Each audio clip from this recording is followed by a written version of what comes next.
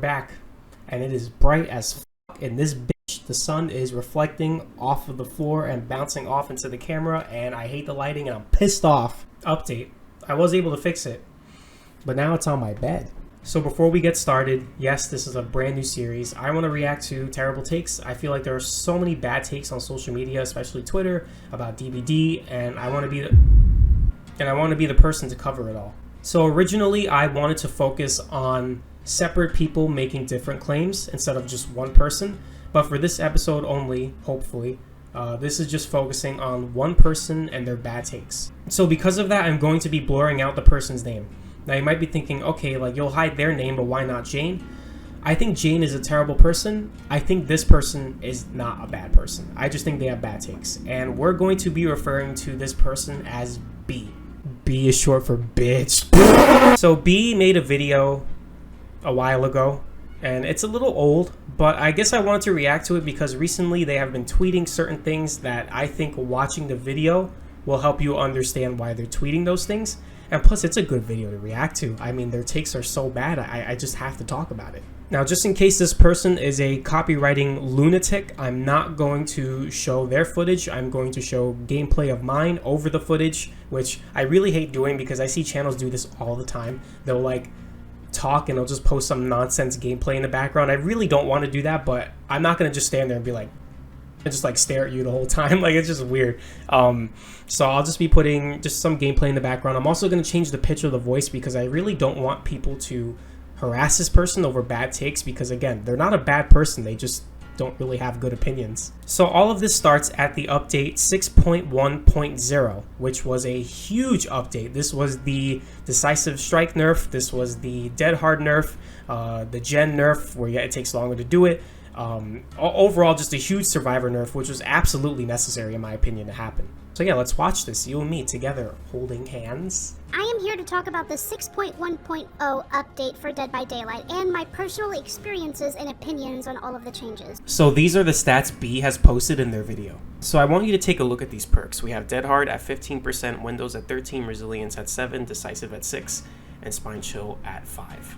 I think it's fair to say why this person has Resilience and Spine Chill up here. They were most likely running the Vault Speed build, so it's safe to assume that they were running something like Dead Hard, Windows, Resilience, Spine Chill, or Dead Hard, Decisive, Resilience, Spine Chill, or any sort of variation of that. The reason I'm bringing this up is because at some point in the video, B talks about how their win rate dropped significantly after the update, so I want you to remember these perks. Now let's take a look at the killer side. You'll notice that Blight is at the top, and it's a big difference between the other killers that B plays. Now let's take a look at B's perks. Barbecue at nearly 20%, Shadowborn 17%, Lethal at 16%. Notice something about these perks? They are used on every single sweaty Blight player you'll ever find, ever. It's always Barbecue, Shadowborn, Lethal, and sometimes Pain Res or Pop. I just want you to remember these perks for later on in the video. Firstly, I am going to open this video with a disclaimer. Overall, I think that the changes that Behavior implemented in 6.1.0 were a good first step. I think shaking up the meta and wanting to achieve as close to balance as possible for both sides was very well intentioned, and I appreciate that they tried. That being said, I think almost every single change should be reverted to how it was before, and let me explain to you why I think this. Let's start with what I noticed in my Survivor matches. Before the 6.1.0 update to Dead by Daylight, using the match results from 883 Survivor games, both solo queue and Swift, my escape rate on average was 67%, which is pretty high. But I don't think that this is due to the fact that Survivor was just inherently stronger than Killer. I think it was just because, you know, like I said, I do have 6,000 hours in this game. Having an above average escape rate is to be expected. I documented 25 of my Survivor games, almost all of them being solo queue, and here are my results. My escape rate dropped from 67% to 40%. That is a massive fucking drop. Alright, first of all, I hate how these stats are conducted. You played with your Swift for the first portion of your test, and then after the update, you played solo queue? Of course your stats are going to drop, but that's not the only reason why your stats dropped. You were using old Dead Hard, Vault Speed build, Windows to help you with the Vault Speed build, and sometimes DS, or some mix up between those 5 perks. So yeah, of course your shit's gonna drop. And that one comment, I don't think my win rate was higher because Survivor is inherently stronger than Killer. At the time, yes it was. Your number one used perk, Dead Hard, was holding survivors by their nutsack, literally cupping them by their nuts and making sure that they made it everywhere safely. You had a vault speed build, which was really strong, very hard for M1 killers to deal with. You had old DS, which wasn't as strong as older DS, but still strong nonetheless. You had faster gens. Like, survivors alone were a lot stronger than they are now. Whereas now I feel like survivors are stronger as a team instead of being strong individually, which I think is a healthy change for the game overall. And not only did I find myself dying significantly more than usual, camping and tunneling was happening in almost every single one of my games. I had a game where I played well, I ran a Demogorgon for almost 4 generators, and then got tunneled from first hook to dead with save the best for last in the endgame because I had nothing to defend myself and none of my teammates had borrowed time. This game excluded in almost every single one of my games. If it wasn't me, it was one of my teammates being tunneled out of the game, usually with 2 to 3 gens left. I mean, is that really a bad thing? I feel like the general consensus with decent killers is by 2 or 3 gens, someone's gotta go. You lose a lot of pressure when you keep survivors alive at 1 gens, or even when the exit gates are powered. Like, you pretty much lose all of your chances of winning. Usually. Now, in some cases, you could bring it back, but generally speaking, you have a better chance of winning if you get someone out by 2 or 3 gens. And I think that's totally reasonable, too. Now, people who camp and tunnel at 5 gens, they usually f***ing suck. So, I'm not talking about them, but 2 or 3 gens, that's totally fine to start thinking like, alright, like, I gotta get someone out. Now, let's go over all of the changes on Survivor side specifically and what I think about them. Firstly, the increased time on gens. This was just straight up a massive mistake. Gen time was never, in my opinion, an issue. What was always an issue was map size and survivor spawns at the beginning of the game. I partially agree, but not for the reasons you think. I think gens are really boring to do, so that's the only reason why it sucks that it takes longer to do it. But when survivors have stuff like Commodious Toolbox, Socket Swivels, Wire Spool, Brand New Part, Old Prove Thyself, which used to be 15%, they nerfed my baby, Resilience, like, yeah, I think it's totally fine to make it an extra 10 seconds to do it, because they already have options to make the gens go faster, so 90 seconds, totally fine.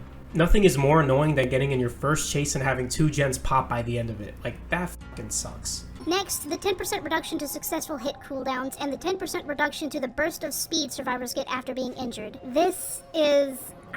I can't even really begin to really accurately articulate how frustrating this change is to me, and particularly why I think this was a bad idea. This, in my opinion, was the worst change of all of them. This, comboed with Save the Best for Last, which I've seen in more than half of my Survivor games, makes making it to any window or tile extremely difficult, with 8 stacks of save, dare I say, near impossible. The change is even more prevalent in range killers like Huntress and Deathslinger, who can hit you with a basic attack, have a faster blade wipe, and then instantly start zoning you again before you've had much time to make it anywhere. When M1 cooldown reductions were first introduced, I was iffy about it as well. I thought it might have been too strong, but that's because I've just been used to what we had for a while.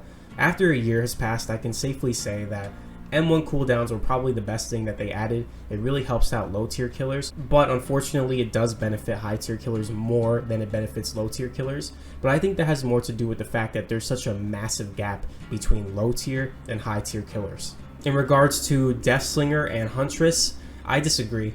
They're very map dependent, extremely map dependent. If you're getting a super cluttered map with easy line of sight breakers, or indoor maps like Larry's or RPD, or in some cases Midwich, you're not going to have a good time. Although Midwich is a little different, but that's more so because Midwich is just a good map for killer in general. It is important to remember that they are 110 killers. Hook placements on that map aren't always amazing. Unless you're just blindly running through the hallways and not looking behind you or anything, it's really not that hard to avoid their specials. However, if you're getting a map like Rotten Fields, that's just straight up like a shooting range. Like, you're kind of screwed.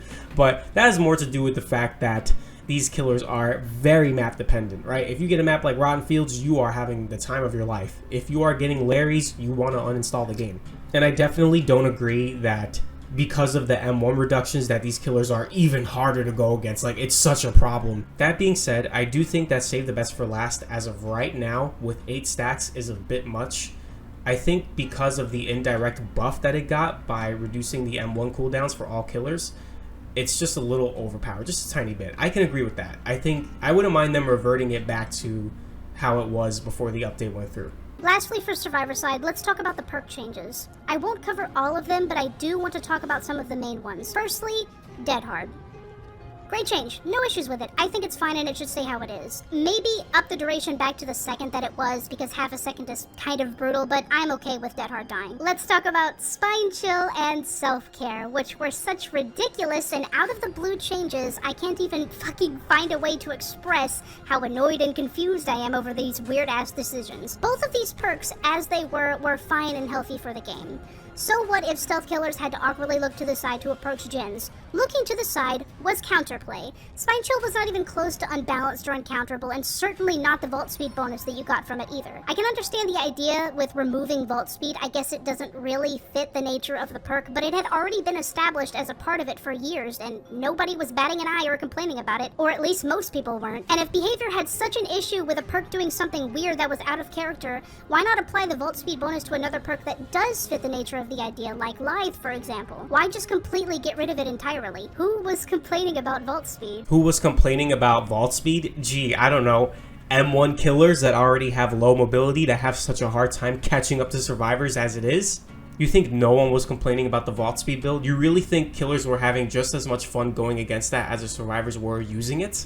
In regards to self-care, there was a healing efficiency bonus by 30% that was added to it. So what you would have people doing is they were running yellow medkit for the most charges. They were running charges add-ons, so they would just get the most out of the medkit.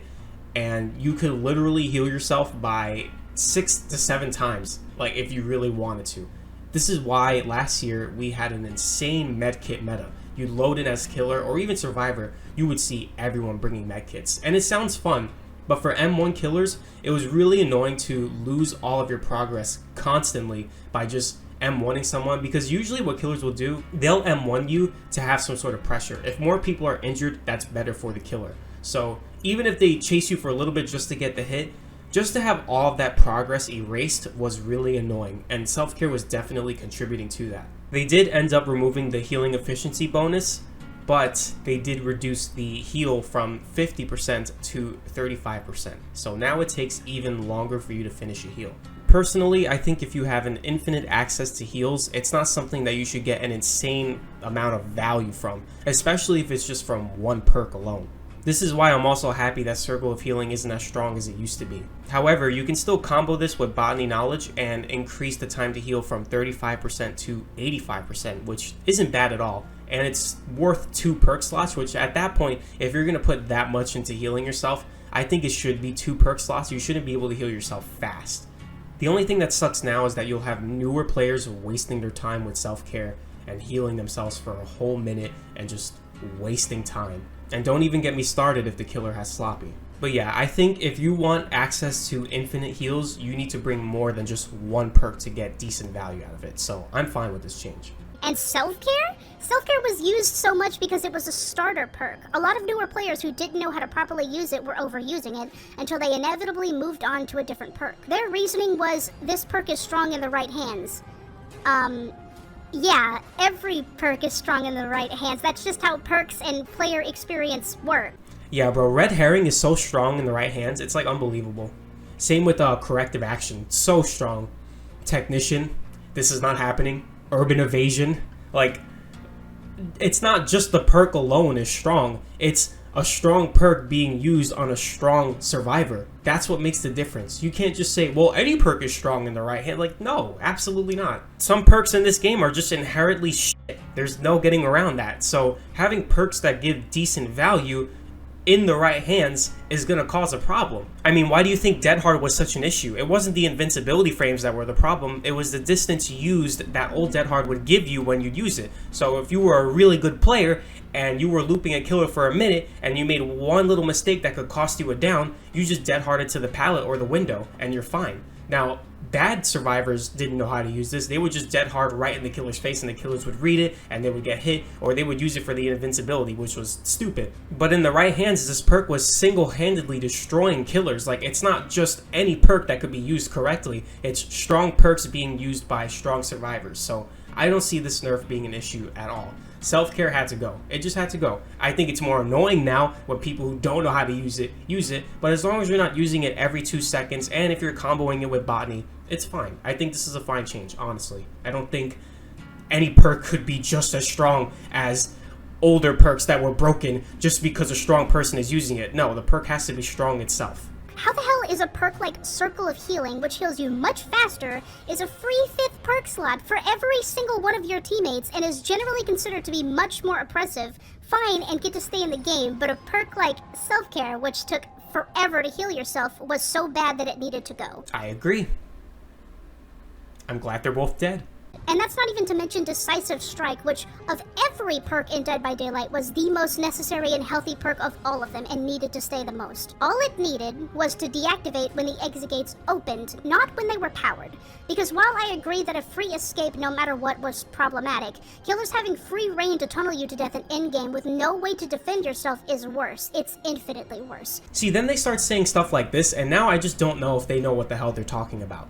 Endgame is when you need to start killing people. This includes tunneling. This is how I see it, alright? At 5 to 4 gens, that's early game. At 3 to 2 gens, that's mid game. At 1 gen to exit gates being powered, that is end game. Usually around the end of mid game to early end game. That was such a weird sentence. That's usually when you want to start killing people, and tunneling is totally fine at that point. Because if you don't, you're probably gonna lose. I understand that your S-tier Blight mindset might make you think otherwise, but average killers just don't have the opportunities that Blight have to make a good comeback in the end. Even when the perk isn't deactivated, they reduce the stun to 3 seconds, which is absolutely laughable. DS only really impacted killers that were tunneling. It was a punishment for playing an unfun playstyle. And I also really disagree with the sentiment that people were forcing DS, and it was such a huge issue. There's no such thing as forcing DS. Nobody makes you go for the recently unhooked survivor, and nothing forces you to open a locker they jumped into. Survivors can run at you all they want, but nothing forces you to go for them. I really don't like that they said there's no such thing as forcing DS. Like, first of all, back in the day, absolutely that was a thing. You see, what people would do is they would run old DS with Unbreakable. They would run to a gen that's at 98%. The killer would hit them, and the killer would have to choose between leaving them on the ground so they don't get DS, just for them to have Unbreakable to finish the gen anyways, or they do pick them up, they eat the DS, and the gen finishes. So that's pretty much just a lose-lose situation for the killer. That's absolutely a forcing the DS scenario.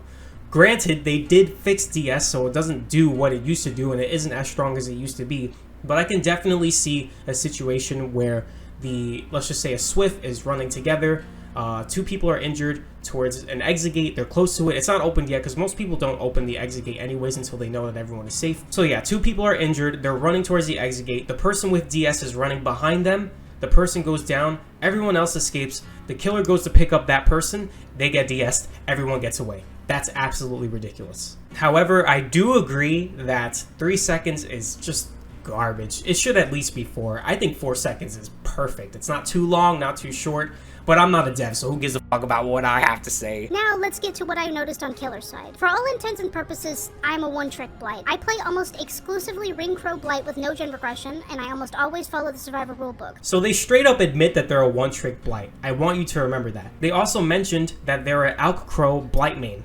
What does that mean? For those that don't know, I will explain what that means. So this is how Blight normally works. He uses his power to bump into things. He has 5 charges. For every bump that he does into a wall or whatever it is, he uses a charge. Those charges naturally regenerate over time, so you can use them again. However, if you're using Alchemist Ring, you can immediately get your charges back after you successfully hit a survivor. So let's just say you use all 5 charges just to try to hit one survivor, you will get those charges back instantly, and you can immediately rush at them shortly after. So it's pretty fucking broken. They also use Blighted Crow. The way Blighted Crow works is for every bump that you do into something, you get a 6% increase of speed. Blight is already fast as it is, so you can see where this is going. You get your charges back immediately after your successful hit, and you get the 6% speed of bouncing off of everything. So you're pretty much just unstoppable. You are running into them immediately. There's pretty much no counterplay to this at all. Blight in this form is so unbelievably fucking broken. These 2 add-ons together make him unstoppable. And that's just the add-ons alone. We're not even talking about the perks that they use. So please, just remember that they are using an extremely broken version of Blight. I'm a one-trick Blight. I play almost exclusively Ring Crow Blight with no gen regression, and I almost always follow the Survivor rulebook. Basically meaning that I play very fairly. I don't camp or tunnel, and I rarely kick gens even. I run almost exclusively information perks, and my go-to build at the moment is Shadowborn, Barbecue and Chili, Lethal Pursuer, and Bitter Murmur with Ring and Crow. You can't say you play fair and then in the same sentence say that you're running Alk Crow Blight. You just can't do that, bro. Come on, that's not fair at all. Before the update, my kill rate on Blight was 73%, and after the update it rose all the way up to 91%. Here's the most insane part. Despite the fact that I got to the end game in 6 different games, meaning all 5 gens got done, of the 48 survivors that I faced, only 2 escaped through an exit gate, and only 4 in total escaped at all. Using the win conditions that I used for the polls, being a 3 to 4k for a win, I won 11 out of 12 of my matches on Killer. 73% to 91% kill rate overnight is absolutely insane.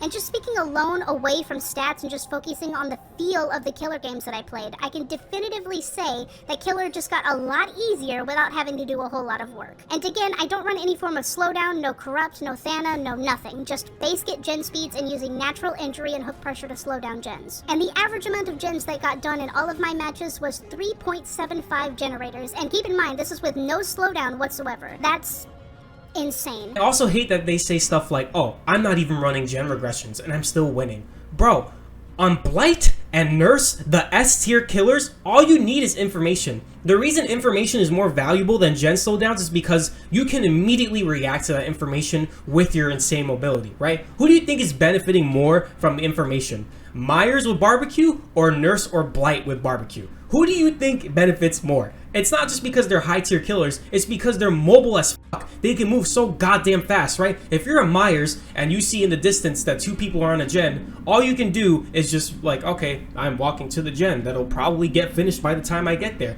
Whereas if you have Barbecue with Blight and you see 2 people on a gen all the way in the back, you can like, what the fuck does this, like, of course information is strong as fuck on these killers. They're fucking S tier. All you need is information on these killers. All you need is like 1 gen slowdown, maybe. You might not even need that. All you need is just information on Blight, information on Nurse. You see them, you can immediately catch up to them because you're so goddamn fast. You not running any sort of gen slowdown doesn't make you seem like, oh, I'm playing fair because I'm not running these things. You don't need those things. All you need is information. It's even better to run information on these killers than it is to run any sort of gen slowdown. So you're actually not proving your point when you do that. To be fair, I am playing the second best killer in Dead by Daylight, but given the fact that I have accurate stats from before the update, which took the results from over 126 games of Blight that I played, you can't ignore the near 20% increase in my effectiveness to win games consistently too. As a Blight main, I didn't notice the 10% reduction to successful hits much since almost all of my injuries come from rush hits, but I definitely felt the 10% reduction in speed boosts. Comboed with Alkring, it was just straight up overpowered. There was nothing that survivors could do to make any meaningful distance against me. Even when I took Alchemist Ring off, they still barely had any time to make it to a safe tile. God help them if I caught them in the open. I even played a game of Range Recharge Nurse to see how much of a difference the reduction made on the average Nurse player, and I got a 4k at 5 gens on Cowshed. If anything, Nurse and Blight are near uncounterable now. By the end of this video, you don't really prove that the update was bad, but rather S tier killers benefit significantly from this update because they are S tier killers and broken. So what can we do to fix this? Your boy has ideas. Not everyone is going to agree with this, and that's okay. But I want to talk about how we could fix Nurse. Nurse, easy fix. Make her Eerie add-on base kit. Make it to where she's 110 speed, she doesn't fatigue on basic M1 attacks, and she only has 1 blink. That way, if you're getting a map like The Game or Midwich, it's not an automatic loss for the survivors, and for the survivors, it'll be more fun to go against that than 2 blinks and a guaranteed down each time. And the crazy thing is that if you were to go through with this change, Nurse would still be A tier, 100%. For Blight, it's simple. Make him 110. I don't understand how Spirit and Hag are 110 and Blight is 115. Blight has better mobility than both of them. And his add-ons, this is simple. Just remove Alkring, remove Blighted Crow, and that alone will probably make him A tier. He'll still be really good, he just won't be S tier. He'll be more aligned with the other killers, just like a Nurse rework. And not only that, it would significantly bridge the gap between lower tier killers and higher tier killers. That, in my opinion, would be a pretty good fix. In conclusion, aside from old eruption that I never want to think about ever again, I think these changes were absolutely amazing. There is a reason why I kept bringing up B's killer choice, add-ons, and perks. When you're tweeting stuff like, I'm actually really scared for the Blight Pass because I love this killer more than any character in DBD. I enjoy playing Blight more than Survivor even, so if they gut him, I will actually straight up go back to being a one-trick Survivor main. It's evident that you simply can only have fun if you're using broken shit. That is your way of having a good time, which is totally fine. You can feel that way. But then when you tweet stuff like this, acting like you're an average killer main by saying, if you are at a point where you need to camp and tunnel to win, you either misplayed badly or the team you're facing is better than you. Either way, there should be no sure-fine way to secure a win if you don't deserve it no matter what. You're speaking as if you know what it's like to play average killers. You're playing the most broken killer with the best perks and the most broken add-ons. You don't know what it's like to play an average killer. Play an average killer as long as you've played Blight, and I promise you, you won't have that opinion. Until then, you are delusional. Overall, I think this update was great, and I want to end this by saying this. Survivor queue times used to be 10 to 15 minutes for a reason, while killer queue times used to be 30 seconds to a minute, 2-minute tops depending on what time you played. There's a reason for this. It's not because, oh, there's just more survivors. No, it's because nobody wanted to play killer. It was the most stressful thing imaginable. Survivor was way too strong, and this update single-handedly bridged the gap between the skill needed to play Survivor and the efficiency of playing killer. I think this update was awesome. Also, if for whatever reason you find out who this person is, please don't harass them. Don't be weird. Bad opinions doesn't mean bad person. We don't have to shit on them. We just shit on their opinions. That's it. Just leave them alone. You can find me on Twitch at Adrian. I promise sometime in 2030 I will go live. And I'm out of here. I'm fucking hungry.